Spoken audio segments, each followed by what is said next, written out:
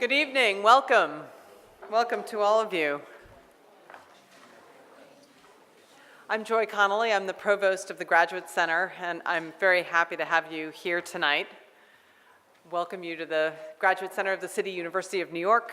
I'm delighted that you can join us for this enormously important and timely discussion. I can't imagine a more timely moment with an election coming up for this conversation about a new era for the ERA, Women of Color Lead the Way.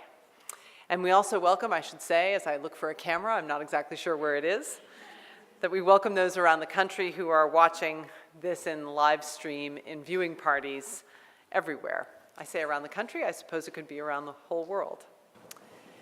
Public programs like this one at the Graduate Center are key, really vital to our mission as a public institution of advanced research and learning in New York City.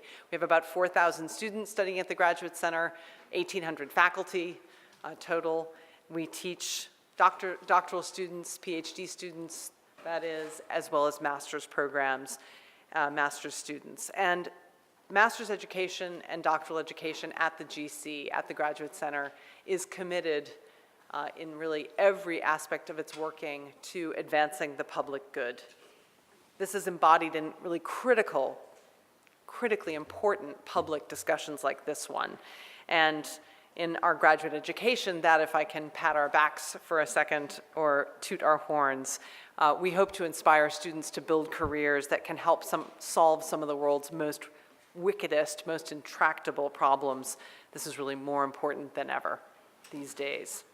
So tonight's event is part of the Graduate Center's new project, a new program called The Promise and Perils of Democracy. It's a 2-year initiative of scholarship and public programs. So keep your eye out for other programs in this series in coming months. Tonight, we're looking at a long-delayed promise of democracy and the idea for an equal rights amendment, an idea that's been around, of course, we know for a very long time. And tonight, we take a dive into how people who are working through the democratic process to change the Constitution and bring us into the 21st century, one might say the 20th or the 19th or even 18th or further back. I'm a classicist, so I tend to look backwards, even to antiquity. There's new momentum, which is good news for the ERA. And the efforts to secure passage highlight current issues about women's rights, about women's leadership, about race, and the state of our democracy. This movement is being led proudly and effectively by women of color who hold elective office all over the country. And we're thrilled, and I really think, for me, it's enormously exciting and maybe for the first time to have collected in this room some of the leaders who have been working on the state level, active, prominent leaders in this area. They're going to explain the strategies they're devising and the tactics they're developing, so we all need to listen carefully. The passage of the ERA represents the force of democracy, of women in leadership roles and women seeking to make real the promise of racial equality in this country. I hardly need say the midterms are approaching. We've got a record number of women running for office. In Georgia, Stacey Abrams.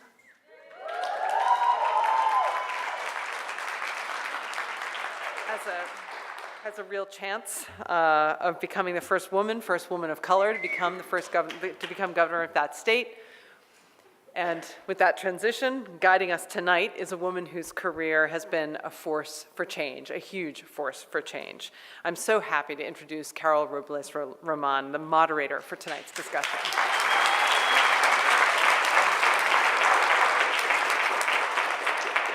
Carol is hardly needs an introduction to this group, but she's co-president and CEO of the ERA Coalition and the Fund for Women's Equality.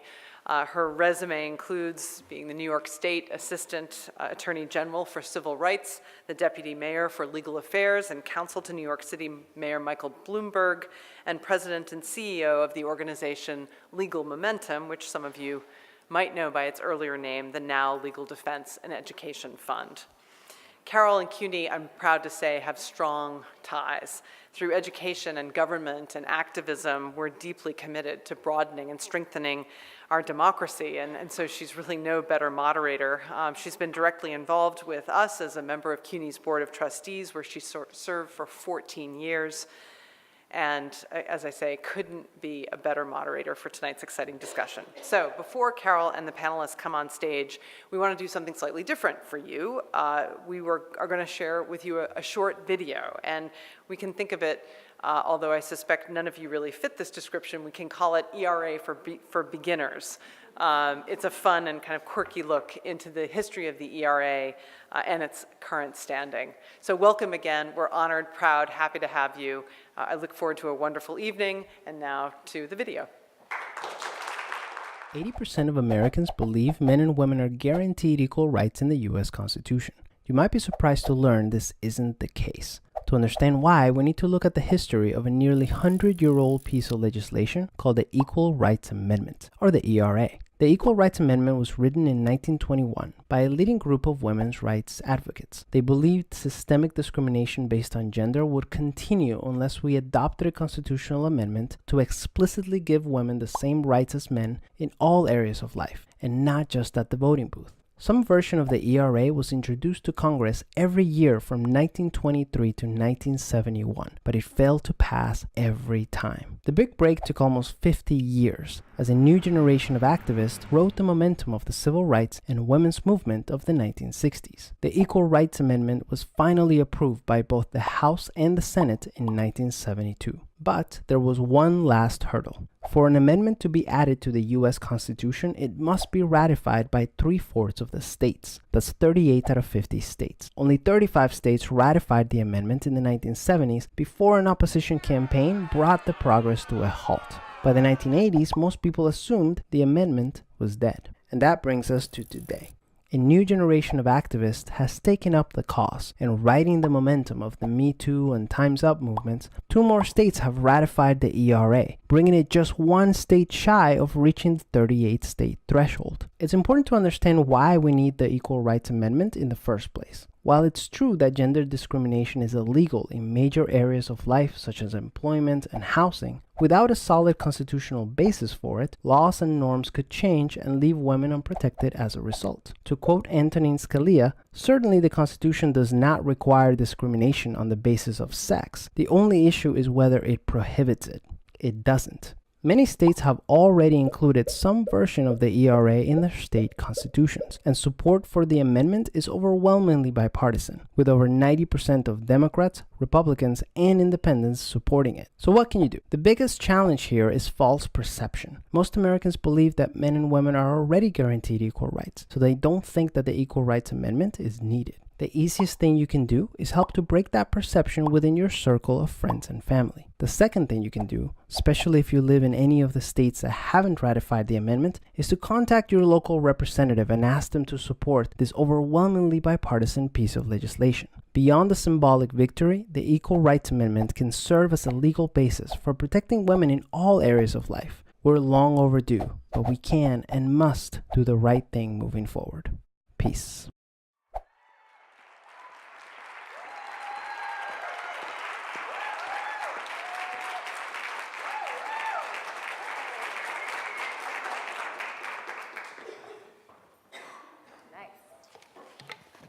These are our rock stars.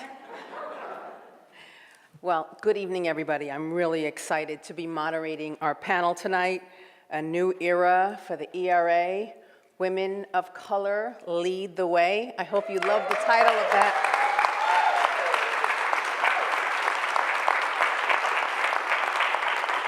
I want to thank Provost Connolly for that really wonderful welcome, and to the CUNY Graduate Center for giving us this wonderful opportunity with the Carnegie Foundation to really present an issue which is very near and dear to a lot of our hearts. And I hope you appreciate that we shared 100 years worth of ERA history in 2 minutes. The opening video, Why We Need an Equal Rights Amendment, was written, produced, and animated by Alex Sequia. And we are very grateful to him because we can fast forward and it sets the stage really for our discussion today. We are gonna have a wonderful conversation till 7:30, hard stop, because we wanna make sure we save at least 15 full minutes for your questions and our brilliant answers, right? Terrific. So let me introduce our esteemed panelists who've traveled to New York City for this important conversation. First, let me thank you for representing a new generation of leaders, women of color who are helping lead this movement as elected officials, as advocates, and as supporters. And we're so proud that you're going to be sharing your words of wisdom, and I hope some really dynamic marching orders, right? I didn't wear my marching shoes, but I see a lot of marchers in the audience. First, let me introduce Senator Patricia Spearman, Nevada State Senator.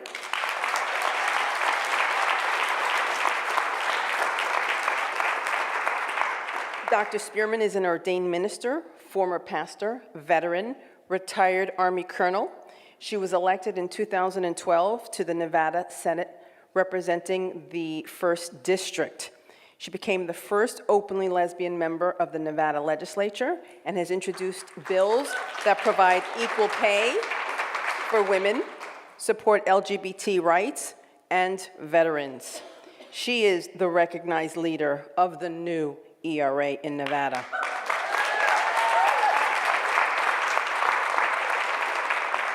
Senator Jennifer McClellan, she's with the Virginia State Senate.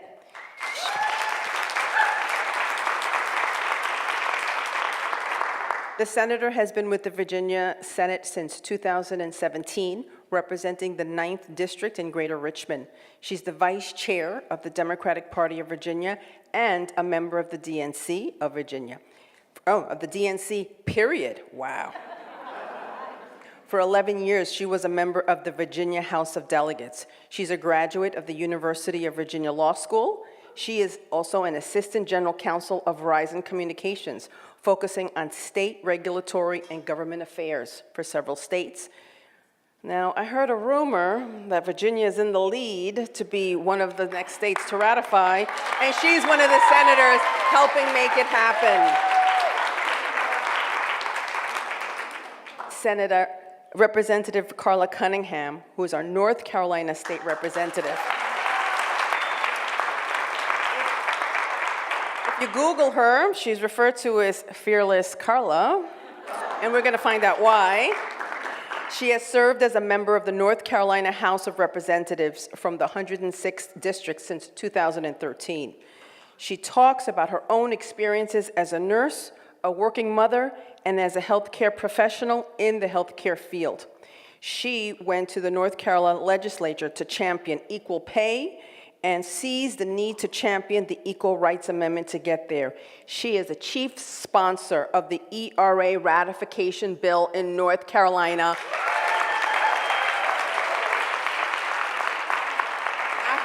I heard another rumor that North Carolina is in the mix here.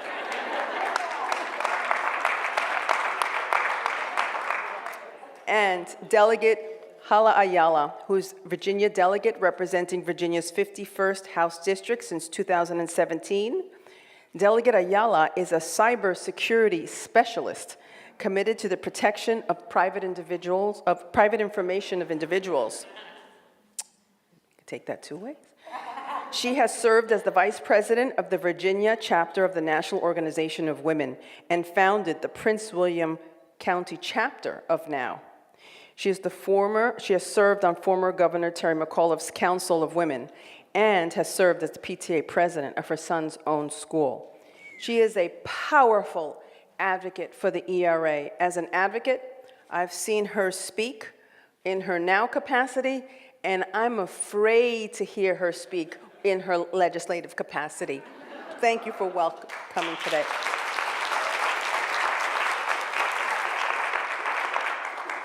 So let's set stage about the ERA.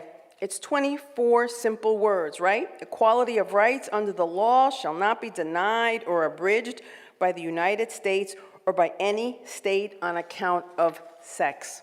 Sounds incredibly simple. Ladies, I think you know that it's not. It was dead as a doornail, as we saw in our charming video. And then, like seemingly out of nowhere, the Nevada legislature voted to ratify the amendment in 2017.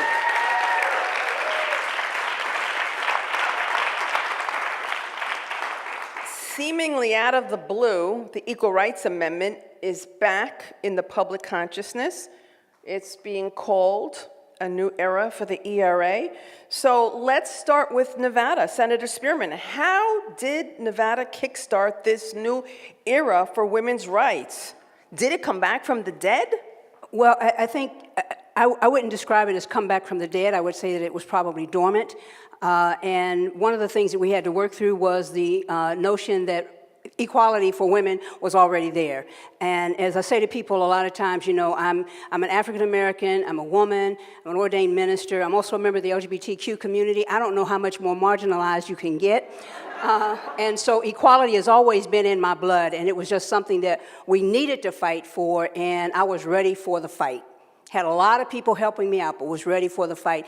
And we had some of the same arguments, believe it or not, that were back in the 70s that we had to endure. Even one person coming to testify when it was presented on the Senate, in the Senate committee, saying that if the ERA was passed, then it would allow women to marry the Eiffel Tower. Just saying. So this is for all of our panelists. Were women of color in the movement all along? Yeah, we were.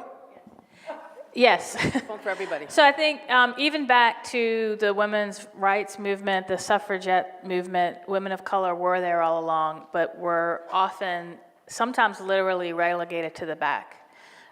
If you have seen the movie Iron-Jawed Angels, or if you've read anything about the March on Washington for the suffragettes, there were 24 African-American women. 22 of them were members of my sorority, Delta Sigma Theta, who had just been in existence for 6 months, and they came to march, and they were told, because you know the white women involved were afraid of insulting the South or getting the South. They wanted the South on board, and so they said, you have to march in the back. And Ida B. Wells said, no, I'm marching with my delegation. And throughout the South, if you try to read the history of the suffragette movement, which is sort of our forefounders, papers in the South and African-American women and men thought, well, we have to be quiet to get white Southerners on board. But they were still moving and they were still involved. And the same kind of played out with the ERA when it was first introduced in 1924. But we've always been there. And I think now we're saying, you know what, we're not going to march in the back. We're going to march in the front. We're going to lead the way. And we're going to bring others with us to make sure that this gets done.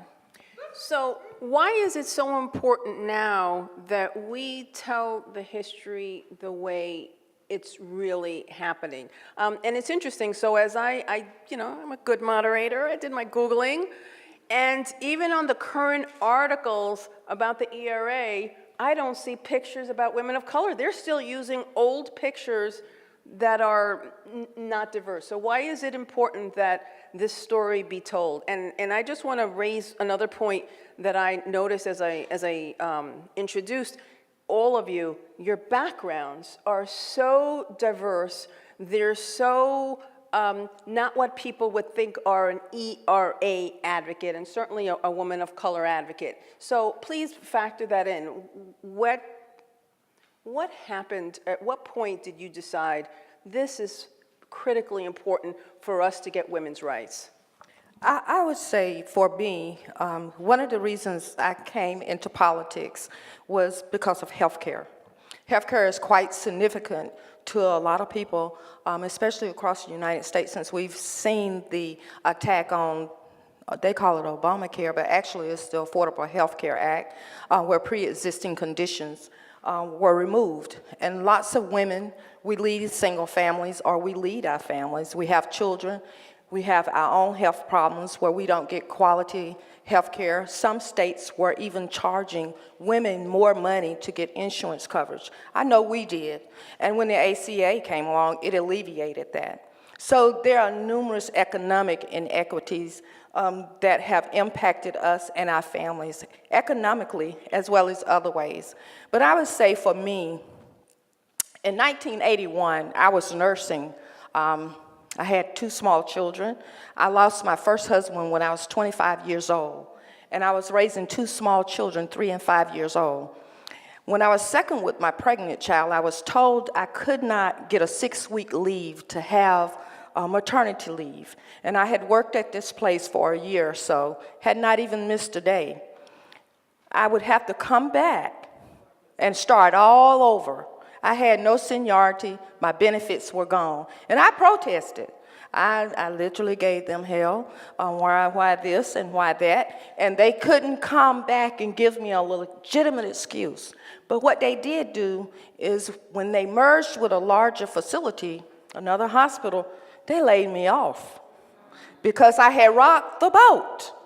I had said, look, how are you going to give this person 6 weeks to go get married on a honeymoon and you won't give me 6 weeks to have maternity leave with my baby? That's what they did.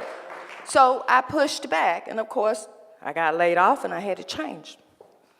But can you imagine, 20 years later, I went back to school. It took me 10 years to get my associate's degree. I rolled pennies to put gas in my car. I worked 3 jobs on the weekend. You know, you're getting Social Security, but that's not enough. When your children get 16, that changes. But I had a son that had a special needs, and it almost bankrupted me. It almost bankrupted me. 50% was what you got on health coverage for mental illness and substance abuse. All you got was 50% coverage, but it was changed.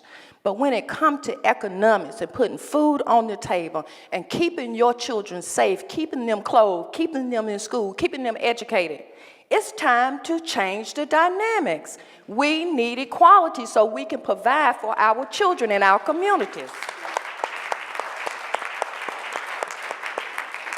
Delegate Ayala, yours has been a very interesting, I'm not going to call it a transition because it has seemed seamless in terms of your work on behalf of the Equal Rights Amendment. Can you tell us a little bit more? Well, I think you covered it in the bio there, but I've always been an activist for equal work for equal pay and equality. I think one of the pivotal moments I had was as a super volunteer on campaigns. So if you've ever knocked doors, if you've ever made phone calls for a particular candidate, I have done that over 10 years. And during that time period, I watched the movie, what was it, Misrepresentation. It was by Oprah Winfrey.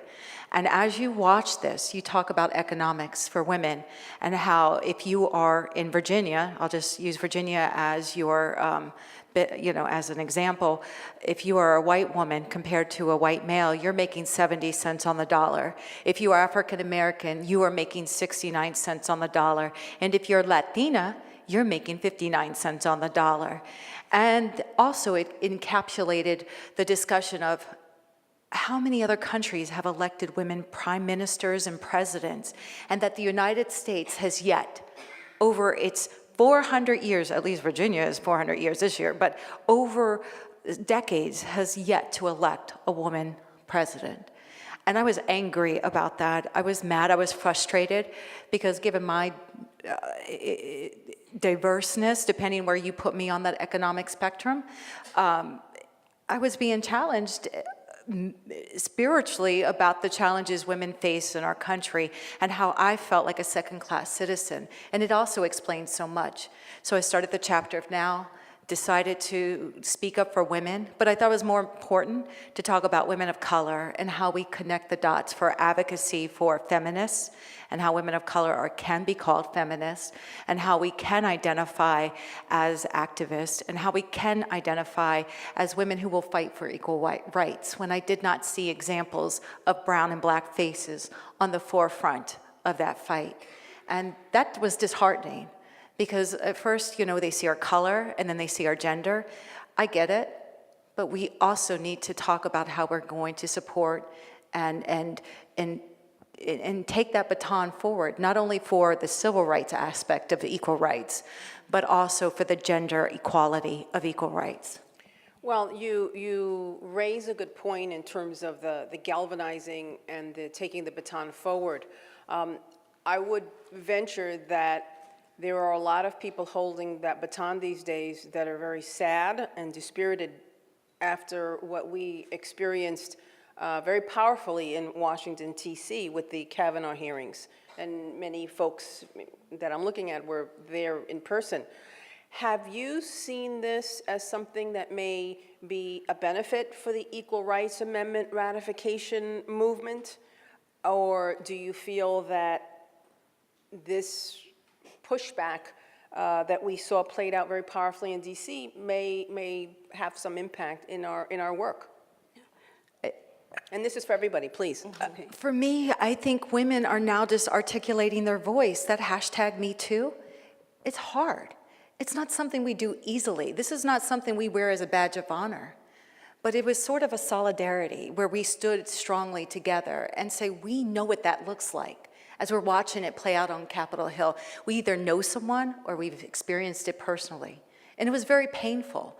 So there is a pushback because we're not willing to have those difficult conversations about the experiences of women as a whole and how we have been marginalized, how we have been challenged, how we have not had equality and haven't been how we have been discriminated against based on our gender.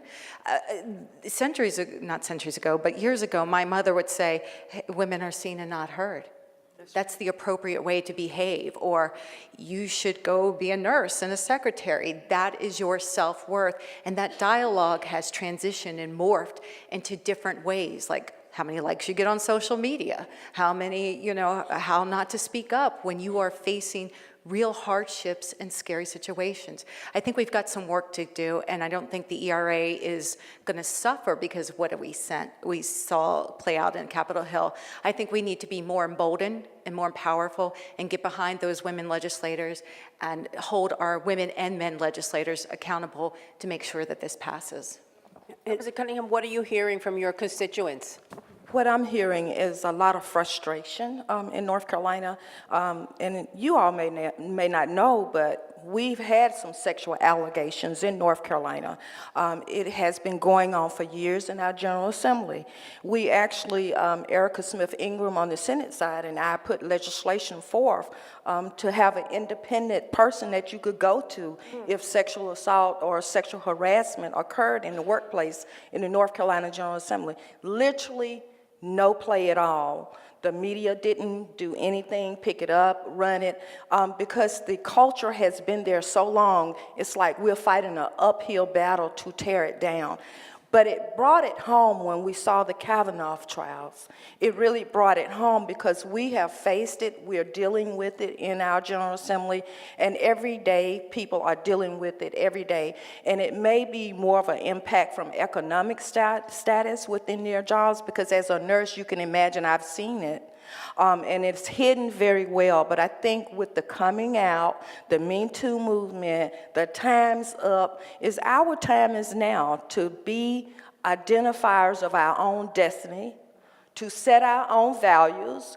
We are valuable enough and we're educated and we're knowledgeable enough to say who we are and not bow to every time someone decides where we should be and how we should act. I think we're capable of doing that.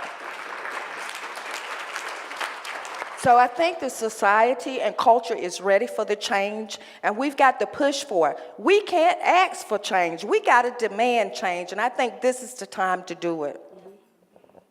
Senator McClellan, I was going to ask you as a lawyer, is this an easy argument to make? Because I would imagine that many times you may get sort of the legal questions around the ERA, and especially now that we're, right, it's back in the news, and people are writing about it and talking about it. It is and it isn't. And I think people forget when the Constitution was written, only men could vote.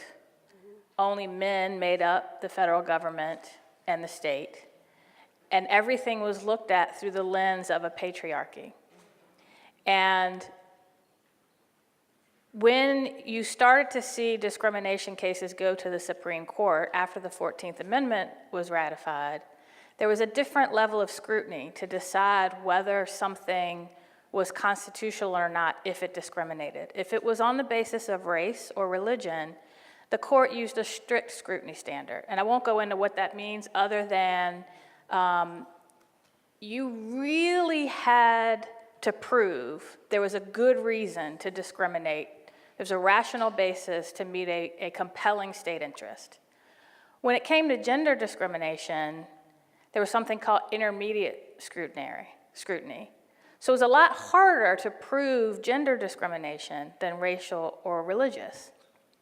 And that's because, as Scalia said, the 14th Amendment, when it was written, women weren't in the Constitution then, so you've got to add something that specifically addresses gender. Now, I say it's easy and it's not. That's at all very high level, okay, if I'm going to go to court, then the ERA makes a difference.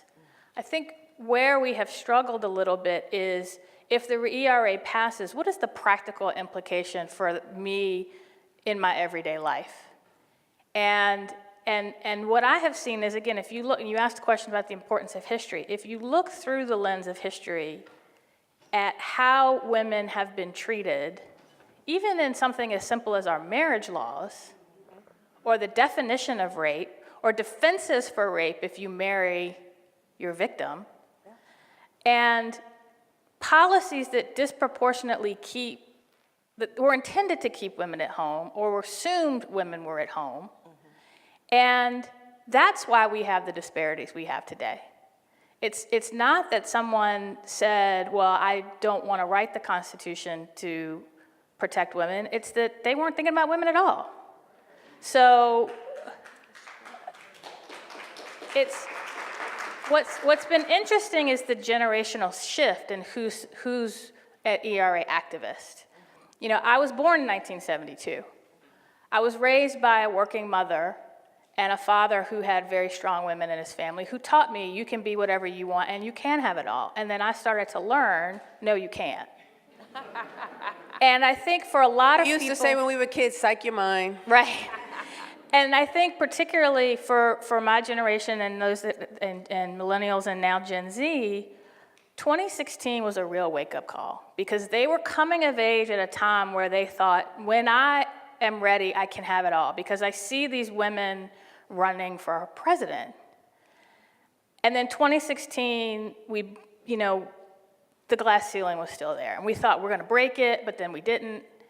And then, so I think starting in 2016, people started to realize we still have a long way to go, baby. We think we've come a long way, but we haven't. And I think folks who thought women are equal woke up and said, but we're not.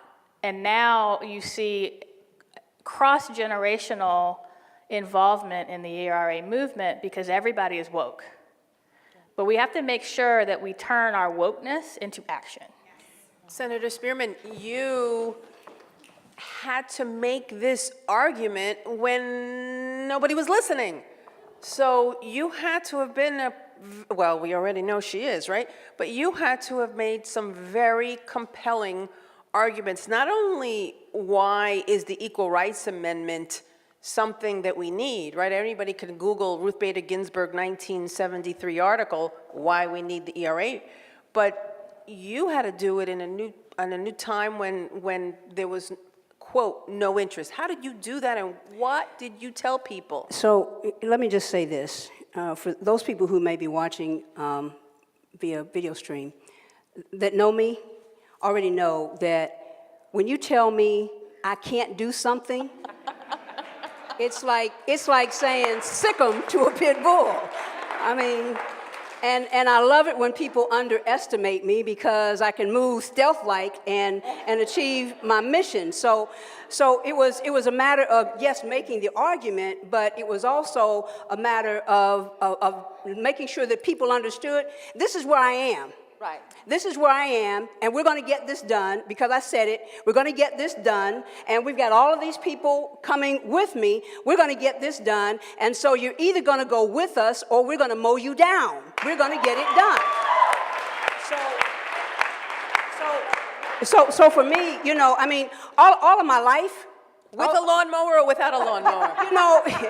it's like, get out of my way because we're going to get this done. I've never been one of those people to take on a challenge and then back up because, there was opposition. I love opposition. You know why? Because it shows, once I win, it shows people just how fierce I am.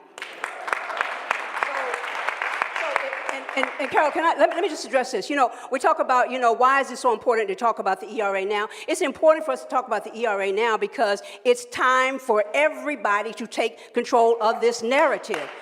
Take control of the narrative. You can't, you know, in the black church a long time, we say, you can't tell it, so let me tell it. You know, I can tell my story better than you can, and all of the oppositional things that we had people saying, well, if you pass the ERA, then that means that women are going to be in combat. And if you pass the ERA, then that means that women won't have access to their husband's Social Security. If you pass the ERA, I mean, a whole bunch of crazy stuff. And you know, and I got to remember that when, you know, when someone is testifying or making a statement and they're close to me, that the camera in the legislature is on my face.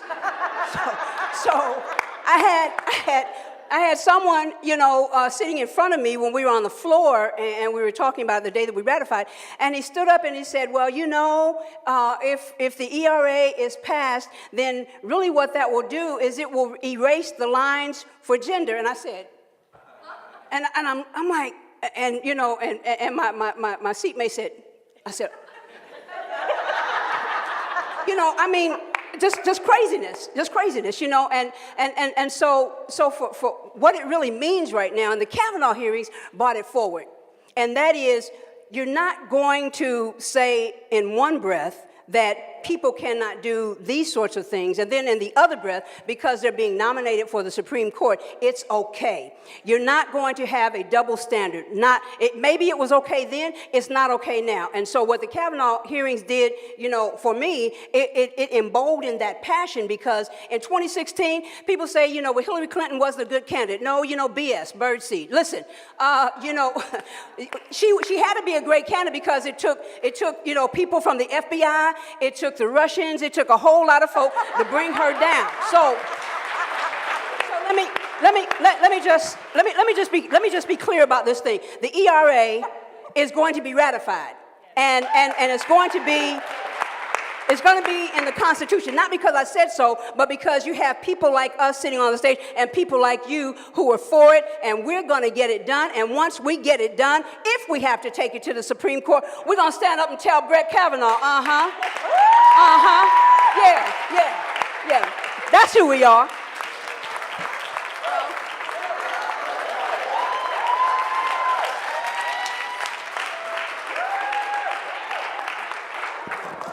You go, That's a girl. picture I want to see. So you set up the next question very nicely, right? So the rallying cry around the country now in the world of constitutional equality is 1 state to 38. And, you know, there's a little bit of a competition going on. Virginia. You know, we were on North Carolina. We were on one of our calls with our Virginia. partners around the country, and you know, I don't want to tell tales out of school, but I heard Virginia tell North Carolina, "We're gonna crush you." So, I don't think so. Like a grape. Okay, Aunt, under my feet. so first, let's hear from our Virginia panelists. Tell us what is going on the ground in Virginia. This is history in the making. And P.S., we ain't gonna stop at 38, right? 39 and 40 and 41. But tell us what is happening. This is a very historic time. Tell us about the timetable. Tell us about the chief sponsors, and what should the audience know about where we are at this point in history. Well, I think you summed it up pretty well, Carol. I'm moving to Virginia. In the House, I am the chief co-patron of the Equal Rights Amendment with Delegate Jennifer Carol Foy. This is what a chief co-patron looks like, okay? Yeah. And we're doing our homework. We are educating our community. We are canvassing. We're making phone calls. We're taking ads out in papers. We are doing our homework, and we are trying to approach it from an educational standpoint, because sometimes when you have women act in beautiful Virginia. I will embrace her as much as I can. But we have the mindset that women are still second-class citizens and that they're seen and not heard. So even in my activist spirit and fiery determination, we are taking this as a civil rights aspect to our GOP counterparts, talking about the challenges that women and women of color face and why this is not, equality is not just women's rights, it's human and civil rights. And that we need to pass this because this is the right thing to do. Women serve our country, we serve in our communities, we serve in the legislature, and we will be serving in Congress after the midterms. So it's time that the 14th Amendment actually is codified by the ERA, and we need to ratify it. That's kind of just a plain and simple, down and dirty, how we need to do it, and it's a lot of work. We do need help. And on the Senate side, please Yeah, tell. so first of all, let me just say, the reason we are pushing so hard for Virginia to ratify it in the 2012 session, which starts on January 10th, and is only 45 days. So we will do this by the last Saturday in February. We'll do this. Well, 2019 is What also, date is that? Everybody put that in your calendar. I think it's the 'cause we wanna- 25th. It's not enough 25th. time. So it's not a lot of time, but 2019 is also the 400th anniversary of the first Africans who came to the Jamestown colony, of the first English women recruited to the Jamestown colony, and they were recruited. It is also the 400th anniversary of the first representative democracy in the Western Hemisphere. Virginia has been on the wrong side of just about everything, whether it's integration, you name it.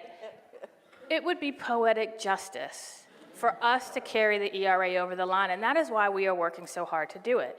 We have a broad coalition of people. We have a campaign called VA Ratify ERA, their website, just add .org on the end, who is bringing together a coalition, a bipartisan coalition, an intersectional coalition, and treating this just like a campaign to get someone elected.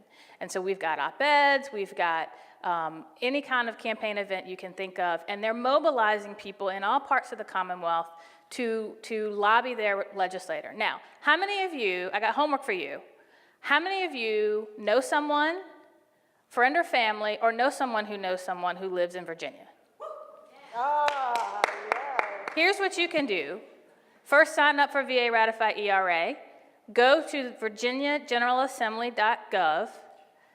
Have them fill out at the top, who is my legislator. It'll pop up their name. All they got to do is their address. It'll pop up the name, address, phone number, email of who their representative is, and have them call or email and say, I want you to vote for, we don't have bill numbers yet, but it'll be Jennifer Carol Foy's resolution in the House. It'll be Glenn Sturdivant probably in the Senate. And I've been a co-patron every year.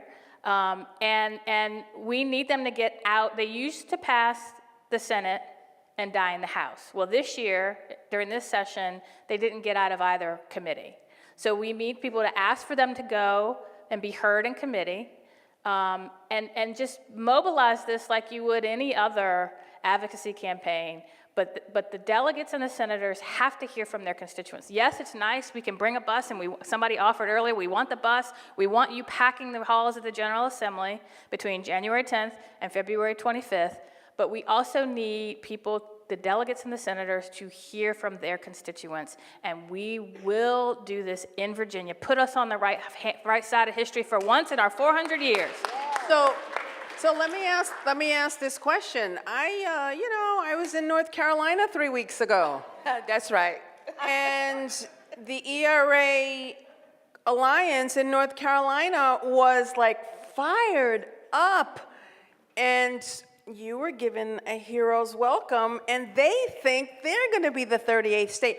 I hope I'm not telling tales out of school. So Representative Cunningham, we're just between friends, and that camera's not really working. Tell us, how are you going to snatch this away from Virginia? Hold up, wait a minute.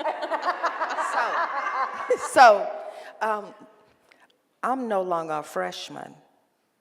I'm a senior legislator, right? So, I have some negotiating powers now, right? Because we do need some Republicans as well to co-sponsor. I've always been the primary sponsor, and I'll be this time, but we have a longer period of time. We'll start in January. I'm sorry. We'll start in January. Our session will start in January, and it's our long session, so we'll stay in probably around June. So I have a good bit of time to work across the aisle and bring along some of those people we need to bring.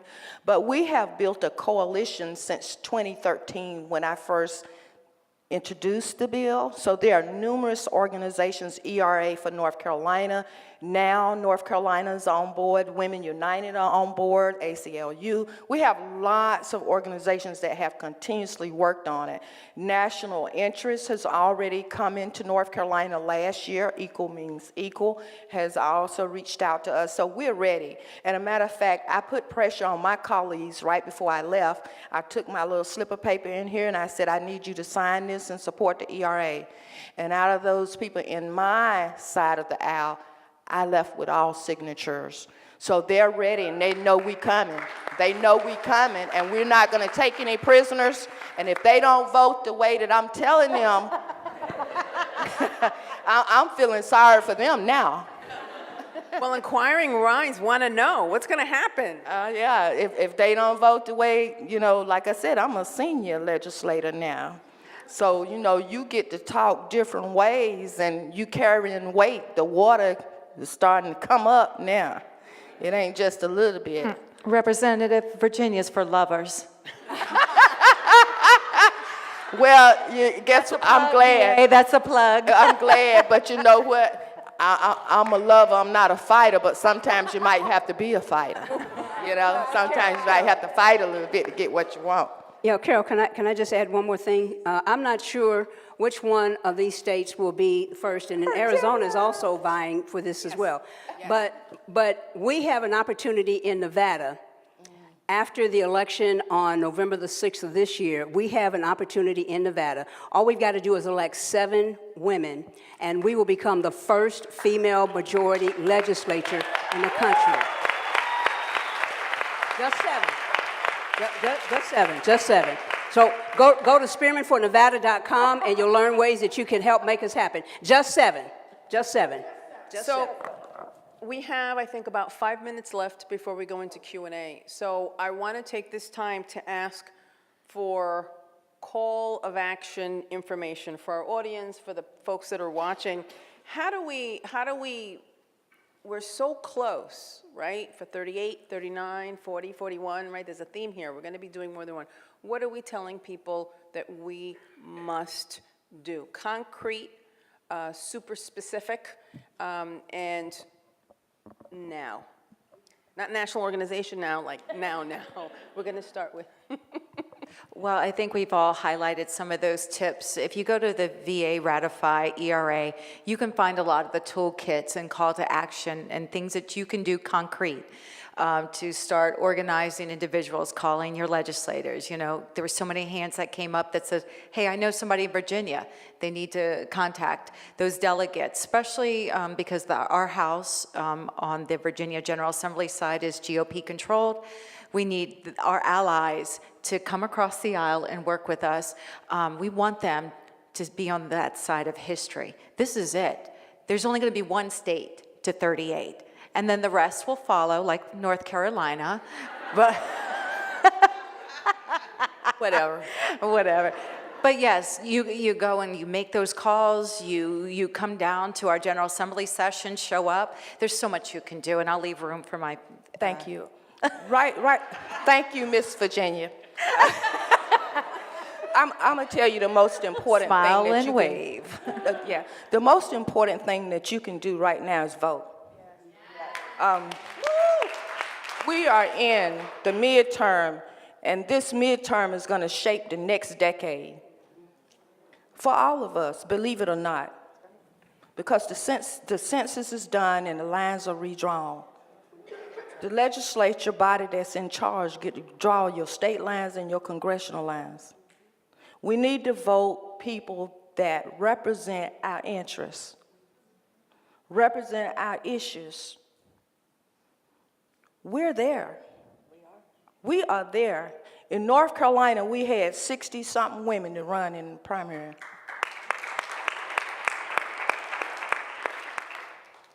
This may be the first time that we have more women come in our North Carolina General Assembly this time. We need women, but we also need the men allies.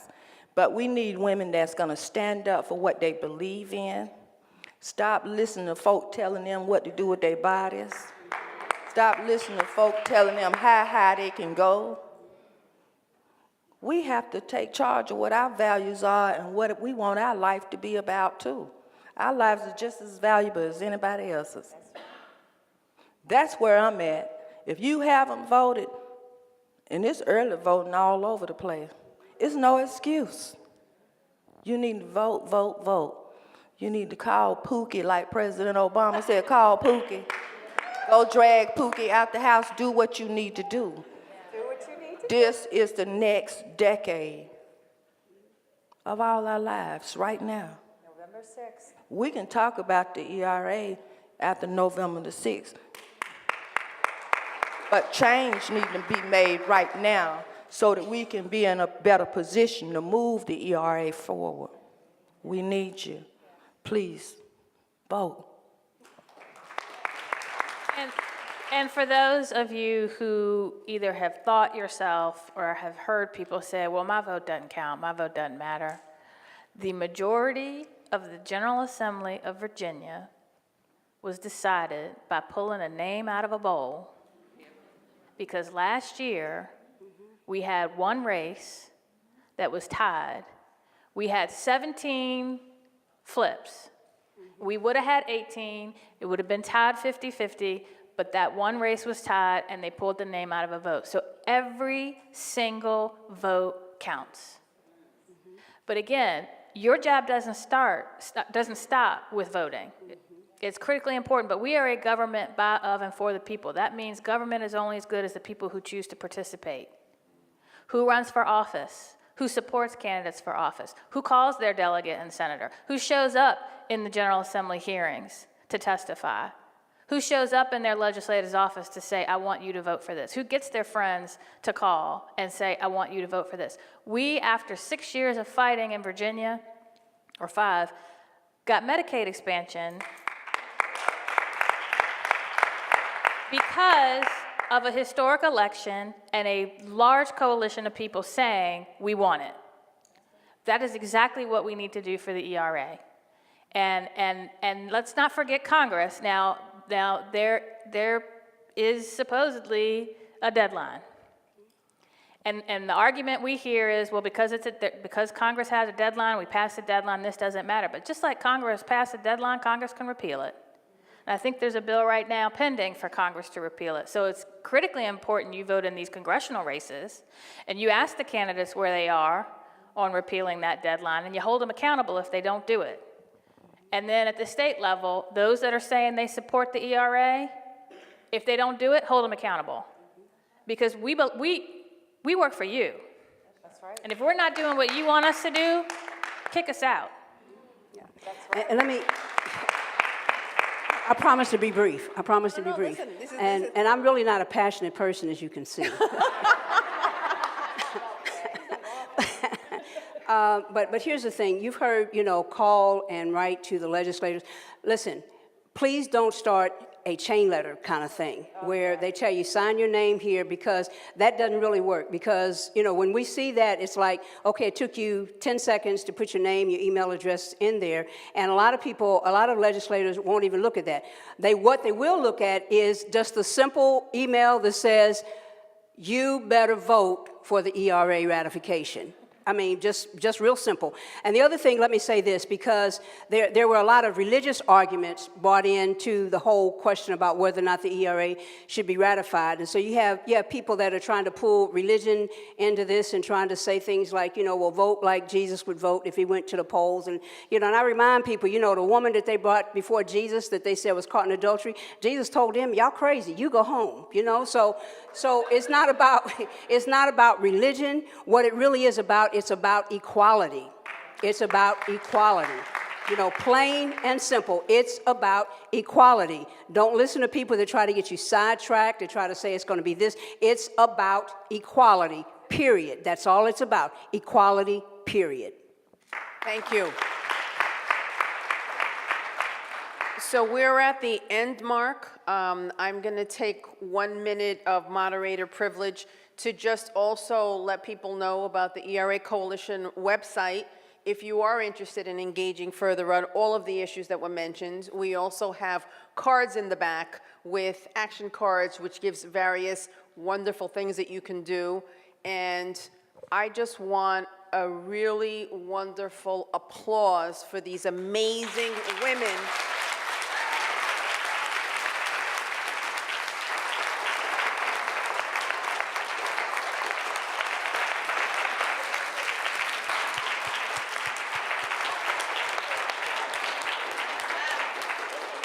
We welcome your questions. If you see over here, we have microphones on both sides. Please come up, introduce yourself, give us your question. Good evening. My name is Courtney McClellan. I'm with the CUNY Creative Arts team as an employee and also a member of the MA in Applied Theater of SPS. I see a really interesting relationship, and particularly because this talk is being hosted at a city university. And I'm curious as to your thoughts, particularly in Virginia and in North Carolina, about the potential for harnessing partnerships and relationships with universities, not just at the grassroots level, where I think we already see a lot of activism on campuses, but particularly at the administrative level, especially with universities that engage city and federal funding. So that's my cousin, y'all. I did not put her up to that, though, but I'm very proud that she's here. And that's an excellent question. And we have been reaching out and including in the VA Ratify ERA, college students and events on college campuses and inviting. We did our campaign kickoff on Women's Equality Day, and which unfortunately school was not in session at the time, but as soon as it was, we particularly went through sororities and women's focused organizations, not exclusively though. We also reached out to the college Republicans and the Young Democrats and any organization that we thought would be aligned with an equality agenda, and got them involved because we recognize this cannot be a baby boomer, white, middle-class woman focused coalition. This has to be it has to be intersectional in every way possible. We need Democrats and Republicans, we need men and women, we need, all generations, particularly those that can vote. But our spokesmodel is a 11-year-old girl. When you go to the website, you will see her standing in this pose. You recognize this? Fearless girl. Fearless girl here in New York. And we did that because we wanted to make sure it's not just us we're doing it for. It's my 3-year-old daughter. It's my unborn grandchildren. And so we are making sure that not just college students, but high school students and every generation is involved. And we've also been very intentional of making sure that those groups, like the Deltas and the NAACP, and the AKAs, I got my red, are involved. And we just have to build a very broad coalition. Thank you. Let's take our next question over here, and then we'll try to alternate. A little louder? We can't hear you. It might be see if the mic is on. Turn it on. This side on. See if is there a button? Press the button. Good evening. Thank you for coming to CUNY and to the Graduate Center to inspire us and to encourage us. We are making history. We didn't get Hillary, but one day we will. So my question is, we have people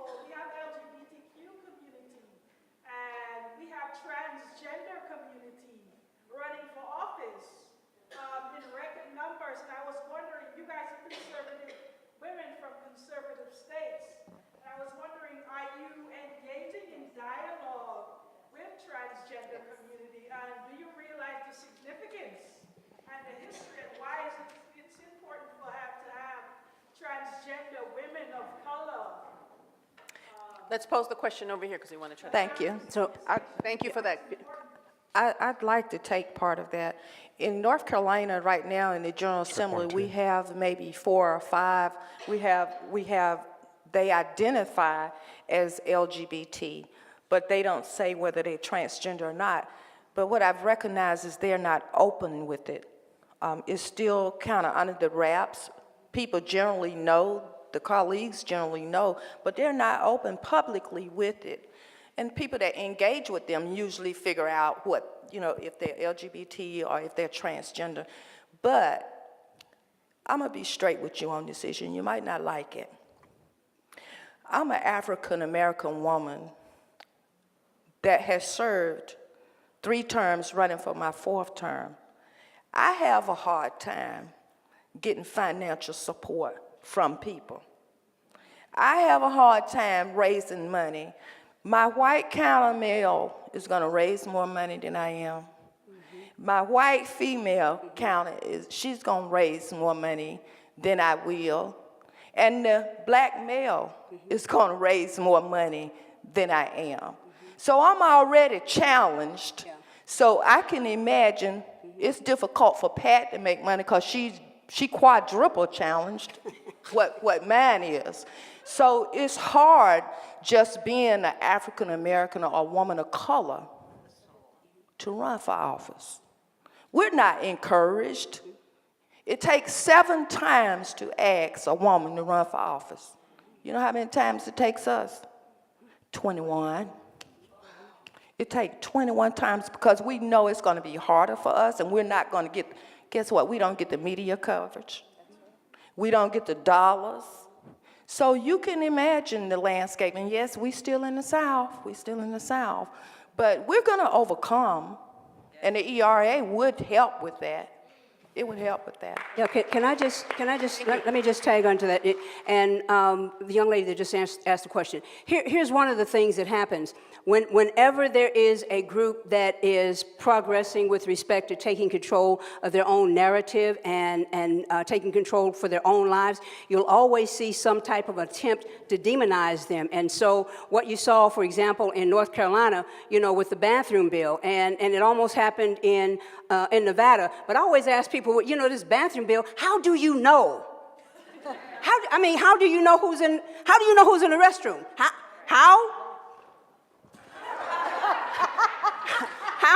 How do you know?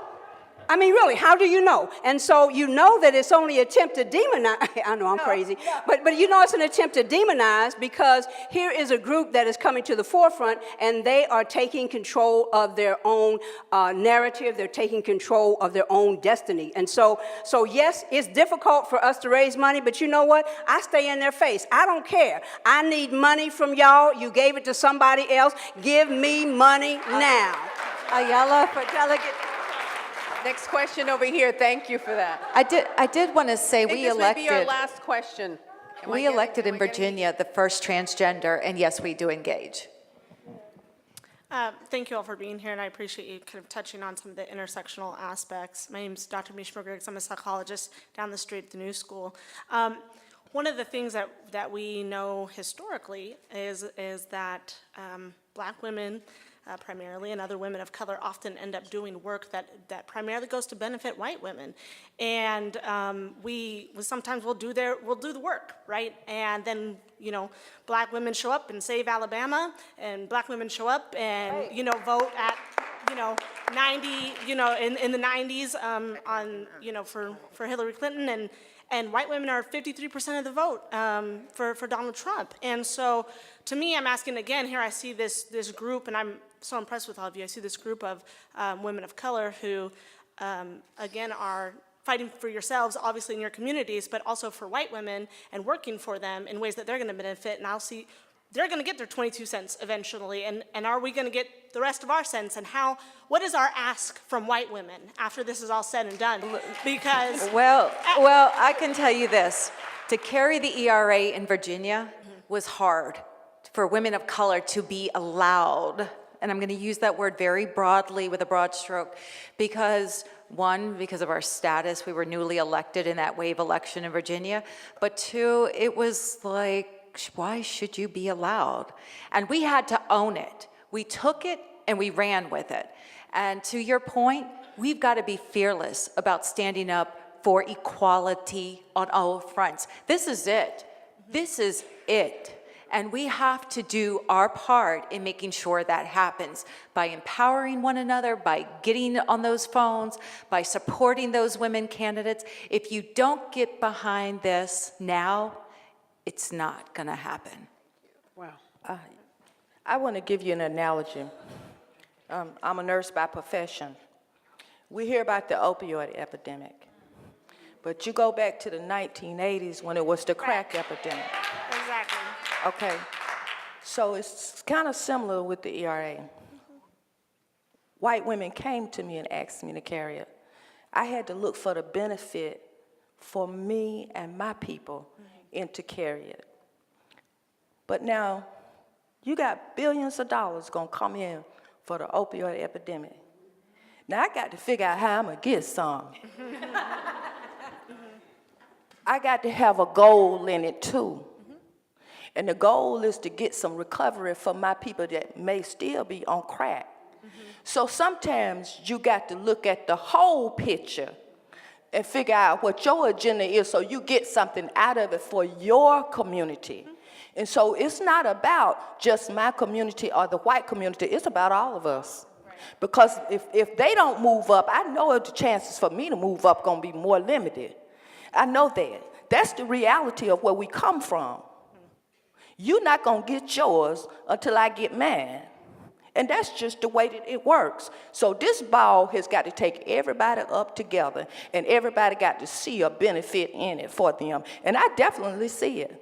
I see it. Because with a BSN, if you get a bachelor's degree, why should I be paid $10,000 to $15,000 less? It shouldn't be going on now. We should be in the 21st century. So if I can get the ERA and get equal pay, then everybody will get paid the same thing. We won't have those discrepancies in economic status and the poverty level continuing to rise in our communities. We got to do it together. And it'll be the law. Thank Well, you. and I guess I'm just wondering about like historically. Can I just, Okay. I just would love to go to the next and last question because they've been waiting a while. Thank you. And they'll be here afterwards for a little while. All right. Please.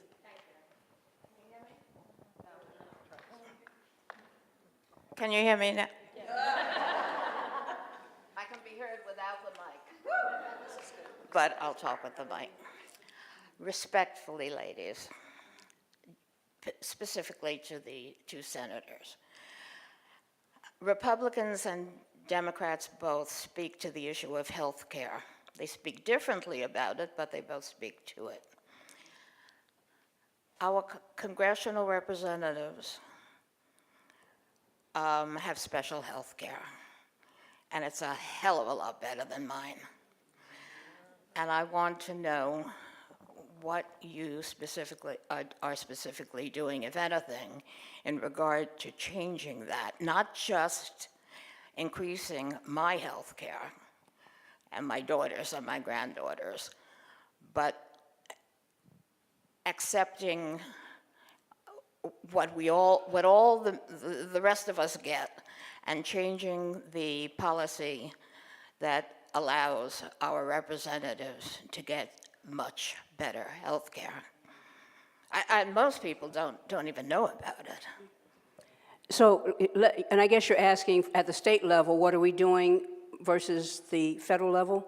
Okay, so number one, I chair the Senate Committee on Health and Human Services, and so I'm always fighting for more Medicaid dollars. Nevada was one of the first states to expand the ACA. Something that a lot of people don't realize is that those states that expanded the ACA, people in those states, their credit rating went up, the bankruptcy rate went down, and so it's not just about health care. But here's something that I have proposed to people at the federal level. So you don't think that the ACA is really worth it. Here's what we ought to do. We ought to pass a law that whatever your constituents in your state get, that's what you get. And so for the people in Mississippi who can't get Medicaid expansion, then the senators and the congressional representatives ought to get the same kind of treatment. And I think once that happens, and it's got to be a reality, but it's got to come from the bottom up. And once that becomes reality, and if more than me start saying it, it'll make them start thinking about whether or not, because listen, you're not going to get Cadillac insurance and tell me to go rent a pony. That's not going to happen.